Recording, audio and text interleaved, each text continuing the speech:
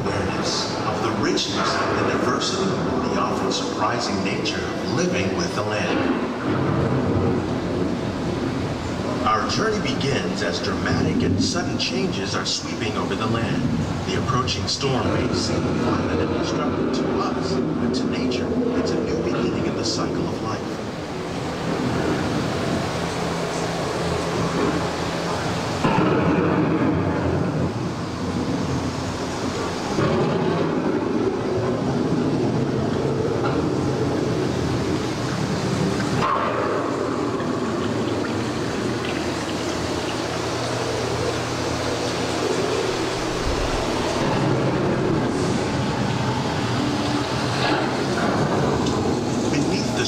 Of the land, roots trap water from the flowing mud, extracting precious nutrients and minerals.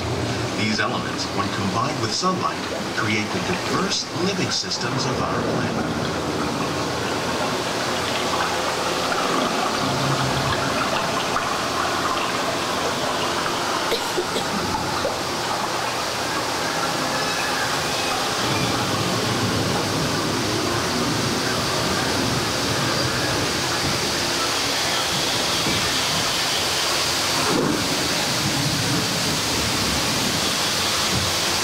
One of those living systems is the rainforest, home to the most amazing concentration of life on our planet. These dense and beautiful forests cover only a tiny portion of the Earth's surface, but they contain more than half of its plant and animal species. Rainforests are also extremely rich and productive living systems, providing us with oxygen, food, medicine, and other elements essential to our lives.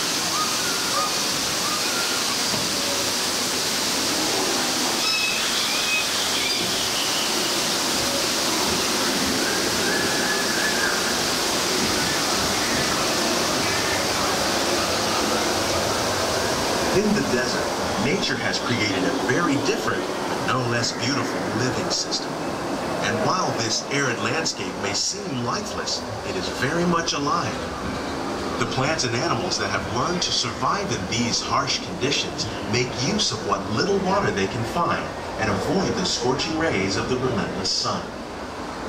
The American prairie once appeared as desolate as the desert, but over time, rainwater and nutrients gradually penetrated the hard surface of this land. Even the hooves of the mighty buffalo helped create the rich soil that would one day become home to the American farm.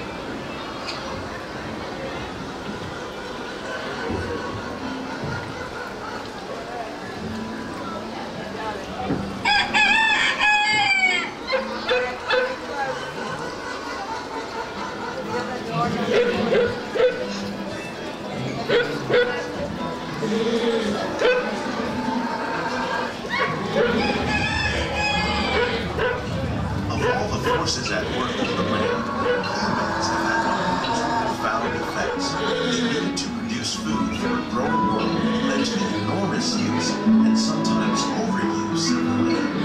In our search for more efficient ways to grow food, we often fail to realize the impact of our methods.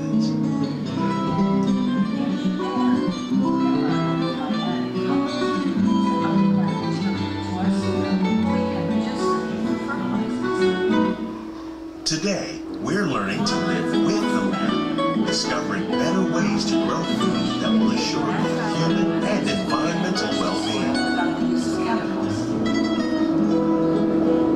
In Saudi Arabia and Mexico, we're learning to produce food on desert seacoasts by developing and planting crops that thrive on salt water. Here at Epcot, we're learning to reduce the need for pesticides by using natural predators like ladybugs and wasps to control pests. In Japan, we're learning that by adding composted leaves and other plant material to our soil, we can reduce the need for fertilizers. In farmlands across America, we're learning about how vegetation became natural. How will we meet tomorrow's growing needs for food production, yet still respect the needs of the land? Some of the answers are being discovered just ahead. To help us maintain these carefully controlled ecosystems, and for your safety, please remain seated in your boat at all times.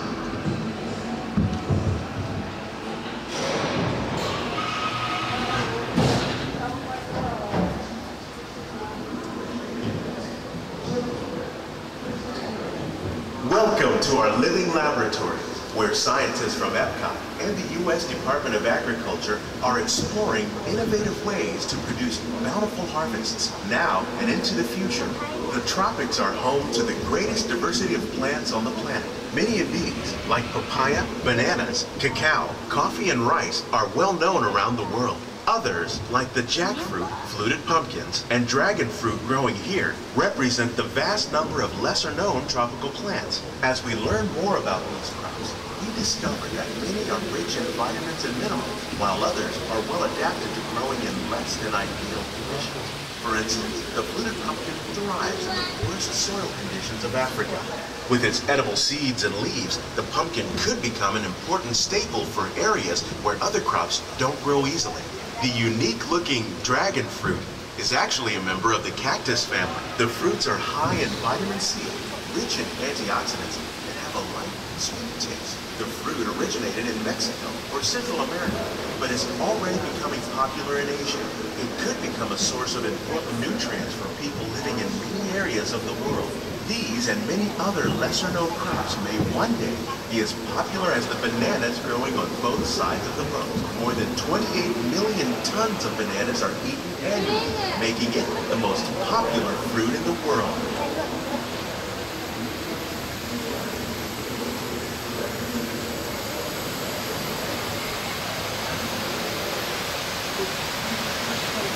When we mention farming, you probably don't think of fish, but fish farming, or aquaculture, is an innovative way to increase harvests, protect wild fish populations, and produce a healthy crop, like these sturgeon that grow to over 300 pounds.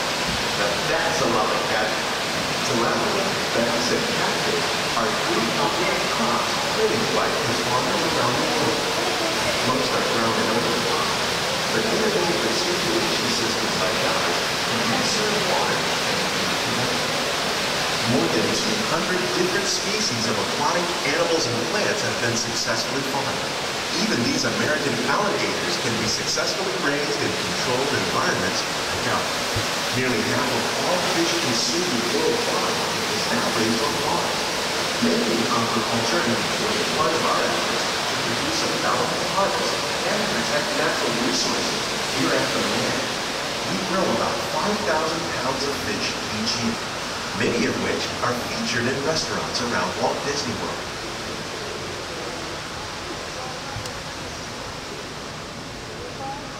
This greenhouse is full of some of the best ideas for improving plant yields. Disease and pests are two of the biggest problems facing farmers around the world. By careful selection and crossbreeding, we can grow crops like these sunflowers and winter melons that are more resistant to pests and diseases.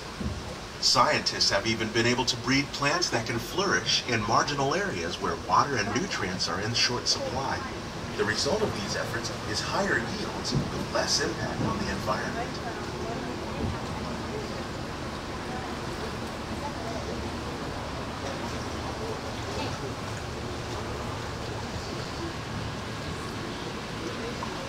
These plants are definitely on their way up. Innovative growing techniques like the ones you see help to increase yields while more efficiently using resources like water, fertilizer, and pesticides. We're growing these nutritious sweet potatoes above ground. This method increases yields, produces larger potatoes, and can be used where rich soil is in short supply. We're growing lettuce using our nutrient film system. This technique precisely controls and recycles water and nutrients. With it, we can produce over 27,000 heads of lettuce a year in just one small area.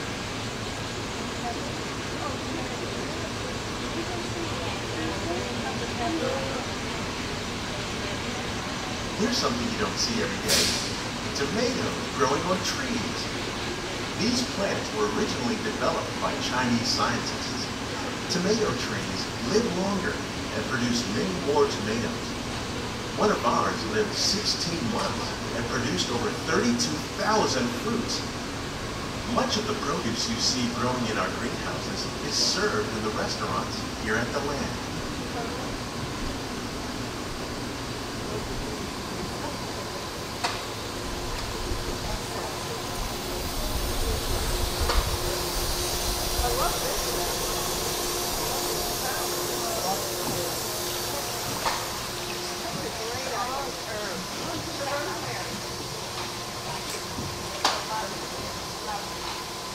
The future of agriculture includes some high-flying ideas like the ones you see here. The aquaponics system on your left integrates hydroponics with aquaculture. The fish provide a source of natural fertilizer for the plants, and the plants help keep the water clean for the fish. It's another great way to produce more while using less resources. In our lab, Epcot scientists are working with the U.S. Department of Agriculture on a number of innovative projects.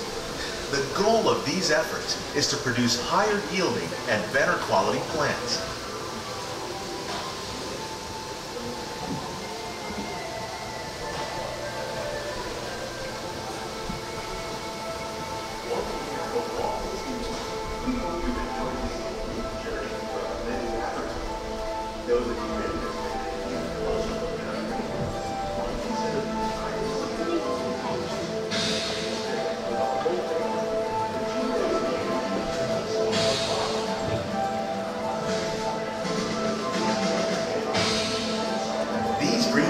Represent just a tiny fraction of the work being done worldwide to produce bountiful harvests for our growing population. Around the globe, scientists, farmers, and even backyard gardeners are doing their part to improve the quality and yields of foods that we all rely on. By working together, we can continue to find innovative ways to increase food production and protect our